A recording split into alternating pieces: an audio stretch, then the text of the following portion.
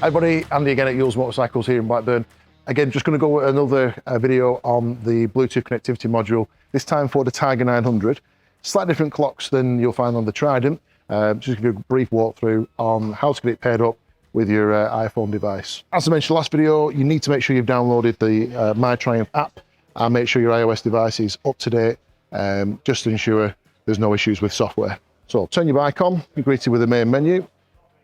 First of all, we're going to come to your phone, add via Bluetooth, and we're going to select the clock, which is this one down here. Fantastic.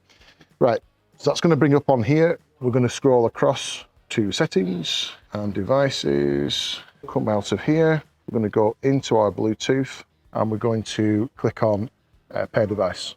So it's found my phone straight away. Click on pairing. It's going to ask you for a pair request, which is also pair, and allow our contacts and favourites. That's important for your contacts, your text messages, to make sure everything comes through. And you'll see on here, it's asking to sync the contacts, which is good.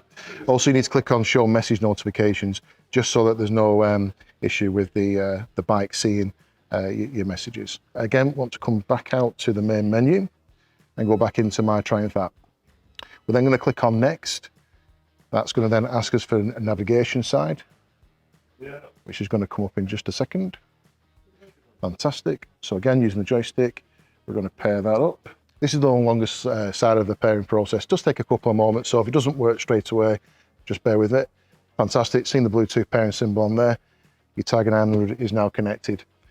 As always, guys, if you've got any questions, feel free to get in touch. I hope that's been very useful for you. Thank you.